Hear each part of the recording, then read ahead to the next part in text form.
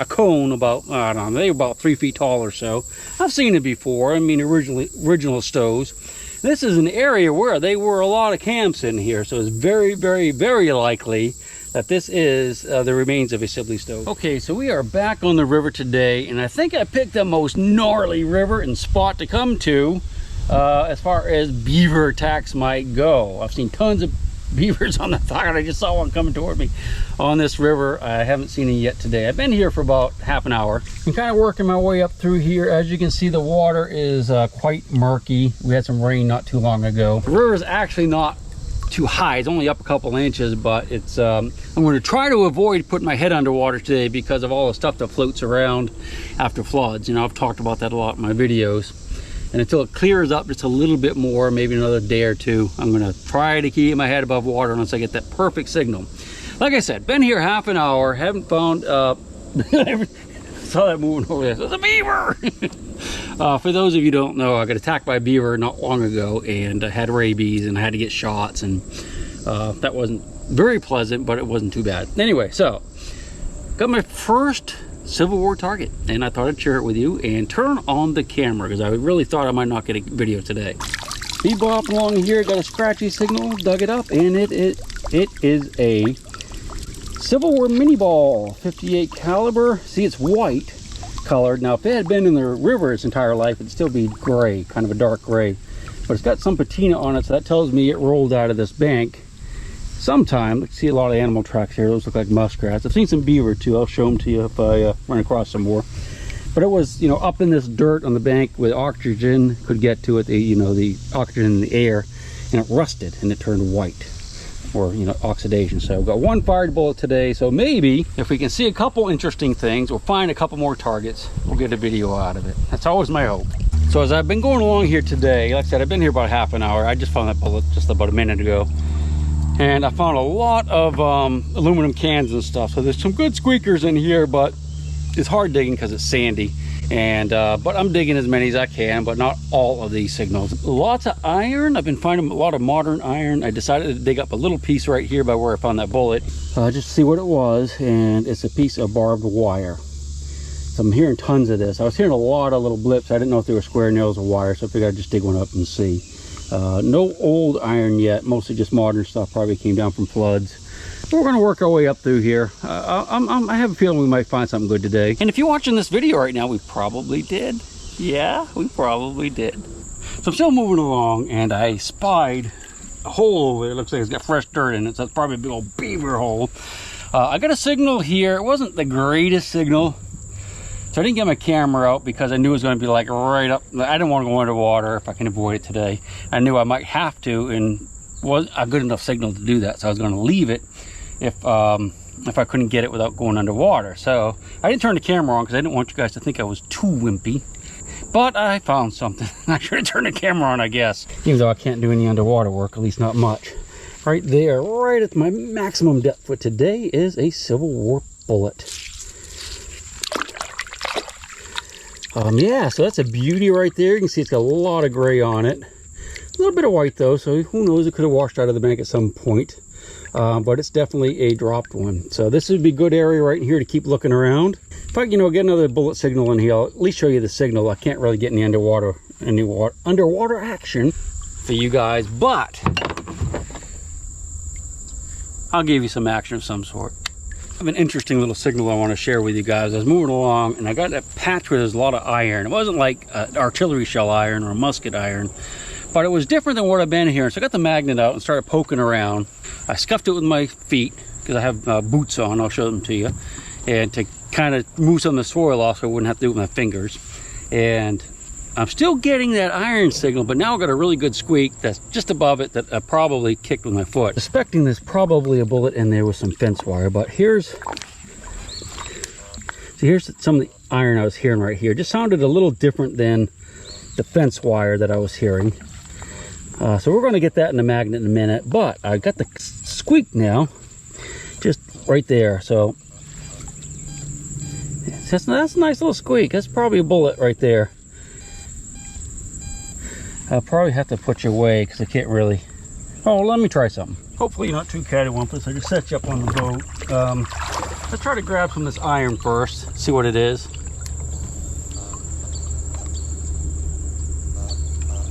Okay, I'm going to kind of mark it with my foot, take the magnet. You can see I got a big pick, or take my pick with a big magnet. This is actually a great big heavy magnet on the inside of this tube. I had to make it like this because this type of magnet doesn't have a place to attach a rope. So what I did is I put it inside a piece of PVC and glued it in there really tight. If I get this thing caught on a flat piece of good iron, you know, something that's not rusted, I really almost cannot take it off at all. It's really, really difficult to remove because it's a very powerful magnet. But let me just zip along here, see if I can pick up some of what I'm hearing. I mean, I'm hoping it's a bayonet or something like that, but, and I might not even have dug it up yet. So we'll just check the magnet. I'm getting a little bit of magnetic type rock, or rock that's attracted to a magnet, has some iron in it probably, but no pieces of iron yet. Ah, there's some right there. A couple little tiny pieces of wire. That's not, I don't think it's, there they go. That's not fence wire though. All right, well, it could be, I guess. All right, let me go ahead and grab this thing with the pinpointer while you're here. Probably gonna float away, and I apologize for that, but got a signal right here. I'm gonna put my foot about 3 inches behind it so that when I go down, I can just put the pinpointer in front of my foot. And hopefully it's not over my head. Oh, nope. All right. Still buried, I think. I'm trying to do is move it. Get back here. Yeah, so I'm trying to move it so I can grab it really easy, but yeah. All right, I'm having trouble with this one. All right, I did. It actually did move. Let me get you back over here. Got you tied off. Can you see me yet? Can you? All right, I should be able to get it now. It's just at the depth that it's making me want to float when I get my whole body under. All right, I got something. Ah, cool. This kind of neat. Come check us out. Come on. All right, I'm gonna turn you up for a second. Get in my belly.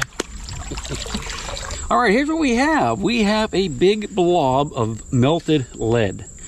So this is telling me that on this bank right behind me, their soldiers were camped and they were melting lead, probably bullets that they used to start campfires because they could use the paper cartridge and the gunpowder that it was all together to start a fire, and then of course the lead bullet would just melt and stay there. So this is washed out of the bank, just like I suspected with that other fired bullet that we found, because you can see it's got a lot of whiteness to it, so it's heavily oxidized. All right, good little spot right here. I wish it was clear. What we'll do is we'll keep digging, but we're definitely going to come back because when it's more clear, I can actually, for some reason, I think I can find more that way because I'm more hopeful that we'll get a good scene for you guys on the camera to see. So I'm just above where I found that melted lead and stuff. I'm not having any more like good squeakers. I am starting to dig some iron. Like, I don't know what that thing is. I'm not sure. Look, it's obviously broken, but I'm not sure, and some bolts. But right here, I just dug a beautiful, well, I don't know if you don't want to say it's beautiful, but it's a pocket knife. It's an open pocket knife. And I can almost guarantee you, although I can't 100%, that this is from a Civil War camp that's up there on that bank. You know, you can never say 100% with these, but I would bet money that this is a Civil War era pocket knife. Isn't that cool? That's awesome. I wouldn't be surprised if we don't find a bayonet or something cool like that, something iron like that today, because I'm going to dig anything that's this size or the size of a gun wrench. And a gun wrench is just a little bit smaller than this. All right. And artillery shells, I'm also looking for them. We might find one of those yet too. We're doing pretty good so far. So I have a really interesting signal here. And for you guys that have watched my videos before, you've heard me talk about war logs. And a war log is just a like a piece of wood or an old tree like this that was standing during the Civil War, and a bullet was shot and stuck into it, or a cannonball, or a whole bunch of cannonballs, or a whole bunch of bullets. Anyway, I have a signal right here that sounds like a bullet to me, but I think it's in a log. Now, a tree that size wouldn't have been around during the Civil War. If it's still, you know, up in the air, it would rot away. But if it's underground, and especially back in this mud like this, a tree smaller than that, well, even a musket bear or a musket stalk could still survive. So I have a signal right here. You're not gonna be able to see anything, of course, but it sounds pretty decent. And I'm pretty sure it's in a piece of wood. A log, maybe, I don't know, it's about 8 inches around, 8 to 10 inches around. So what I'm going to do, I think I was actually able to move it a little bit. So I'm going to pull it out of there, and we're going to take a peek at it and see if that signal is actually inside. It could be underneath, could just be a can for all I know. All right, so let's go ahead and dig her up and see if it's a war log. Well, unfortunately, it was a lot bigger around than I thought it was, and I'm not so sure I can move it. It's feels like it's about 18 inches across and goes up into that bank. Can't see a thing right now, but what we'll do is on our way back down the river, we'll check in here. We'll see if we can see it a little bit better. But it's a big log that's going up that way, and there's a bullet signal right in the end of it. It's probably almost that big. Oh, that's not a beaver. Almost that big around. Probably not quite, but maybe as big around as this right here. So I might not ever get that unless I want to put a lot of work into it. Well, I tell you, it's been at least an hour and a half since I shot the last scene. I'm kind of working my way up the river, not finding much, just a lot of junk. But I did find something that was kind of interesting just now that I could be way off on what I think it might be. I wanted to show it to you just in case, and also have a killer big iron signal right beside me. That's why I turn on the camera. Now I was digging up in these logs right there. I came across these pieces of tin, and if you look at them, they don't look like a piece of a barrel. You know what I mean? Like a 55-gallon drum. They're curved like that, but it also has a taper to it on the top. So that would be like a cone. It would make a cone. It would go up to a cone, if you can imagine what I'm trying to say. I dug 2 pieces right there. And one thing that I could find out here, which is exactly, I'm pretty sure that's what that is a Civil War era military issue wood stove. Okay, because the Army issued these wood stoves to groups of soldiers called, I think they were called Sibley. What? Sibley tent. Maybe a Sibley stove too. That went in the Sibley tent. Sibley tent is a big cone-shaped tent that held like a bunch of guys. Very tall, big, big cone-shaped thing. And a Sibley stove went in the middle of it to keep it warm. And what it was is sheet metal, a cone about, I don't know, they were about 3 feet tall or so. I've seen it before. I mean, original stoves. This is an area where there were a lot of camps in here. So it's very, very, very likely that this is the remains of a Sibley stove. I'll try to get a picture too to show you what that is. Anyway, I got this big iron signal up under the log, and I thought we would grab it together with my magnet pick. All right, let's grab the metal detector again. I got the boat tied off so it won't go anywhere. That's an old beaver tunnel going up in the bank there. Doesn't look like he's been around for a while. Let me move my pick back. All right, so I've got a big signal under this log. It could be an artillery shell, but it may not be. All right. It's not reading very artillery shell-ish, but there's a big piece of something irony there. So let's go ahead and get it together. What do you say? I'm not going to put you under, but you can't really see anything. Oh no. I got it, and it's not big or heavy enough for an artillery shell. So, but what is it? Oh, cool. Okay. That kind of reinforces that stove issue, maybe. This is, I believe, some type of, well, I thought it was gonna, I guess it's a shovel. Now, these camps in this area would have had tons of shovels and tons of stoves and all kinds of military pieces of iron that they would have used in camp, where they would have been camping all winter long. It's possible this is getting washed out of a gravel bed here or something, because I think people would have dug these things. Or at least I would have, years ago. I haven't been here in many years. I know other people have been here since then. All right, well, not an artillery shell. It's a shovel, and I think it's a stove, hopefully. Not that I'm going to put it back together. Is the basket to a Civil War sword. She'll shake the coins from your pocket, take your gold chain and your locket. Mother Earth has no sympathy. She'll take the ring from your hand and bury it in the sand and keep it for eternity. Mother Earth, she's got her secrets she's promised to keep, hidden in her dirt or deep in her creek.